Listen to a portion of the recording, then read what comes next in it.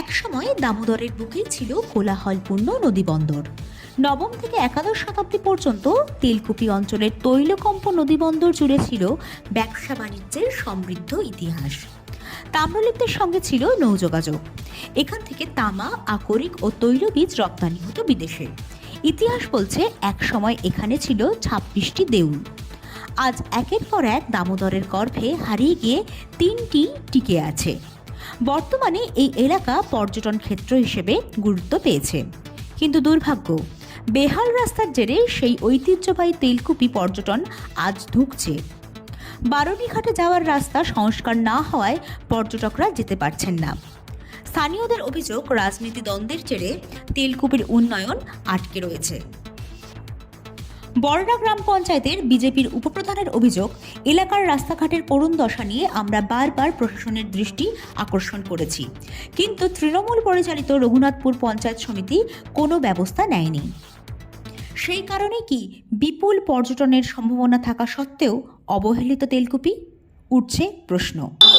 তালডিঙের রাস্তা যেটা ছিল সেটা আমি মোটামুটি 15 দিন আগে আমি গিয়েছিলাম, সেটাও অনেক সুন্দর ছিল, মানে আমাদের কোনো রুগী যাতায়াতের কোনো অসুবিধা ছিল না। কিছুদিন আগে গাড়ি চলাচল কারণে ভারী গাড়ি ওইধার যাওয়া আসার জন্য রাস্তাটা খারাপ হয়ে গেছে। কিন্তু আমরা এসটি ভিলেজ হিসাবে ব্লকও পাঠিয়েছি, আমাদের যে সব তিনিও ফোন করেছিলেন, কিন্তু এসটি হিসাবে পাঠিয়েছি। এখন তো সে রোডের কোনো পরিকল্পনা নাই। আমার পঞ্চায়েত থেকে যে 800 মিটার রোড পঞ্চায়েত থেকে করা, এটাও বাস্তবে সম্ভবই নয়।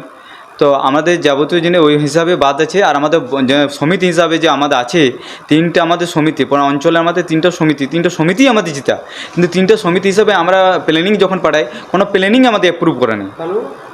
কেন? আমরা বিরোধী, তার জন্য আমরা বিজেপি করি, তার জন্য ওরা আমাদেরকে ফান্ড দেয়নি।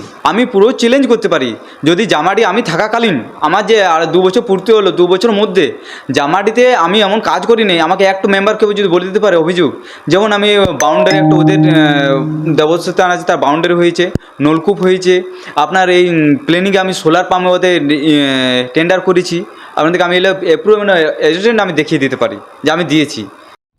পঞ্চায়েত প্রধান রানু মাহাতো নির্দল হিসেবে জয়লাভ করে পরে বিজেপিতে যোগ দেন। এদিকে জামুয়াটি সংসদে তৃণমূল কংগ্রেসের সদস্য মহারানী হেমব্রম অভিযোগ অস্বীকার করে বলেন, বারে বারে বলা হয়েছে পঞ্চায়েতে, কোনো কাজ হয়নি। বললে পঞ্চায়েতে অনেকবার বলা হয়েছে, তো ব্লকে বলা হয়েছে, তা আমার কথা শুনেনি। কেন? তো বলছি রাস্তাটা খারাপ আছে, ওদের বহুত অসুবিধা হচ্ছে, তো আমি বহুত কিছু বলে দিয়েছি, বলছে ওদের শরীর খারাপ হলে মানে খাটে করে বার করতে হবে।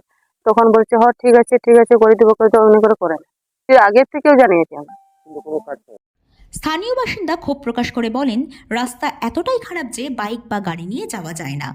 রোগীকে খাটিয়ে শুইয়ে কাঁধে চাপিয়ে নিয়ে যেতে হয়।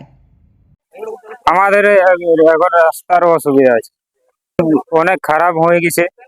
এই পেশেন্ট গুলো এখান থেকে এখানে তালডি পাড়ায় এখন গাড়িও ঢুকছে না, কিছু না, পেশেন্টকে খাটে করে নিয়ে যেতে হচ্ছে এখান থেকে।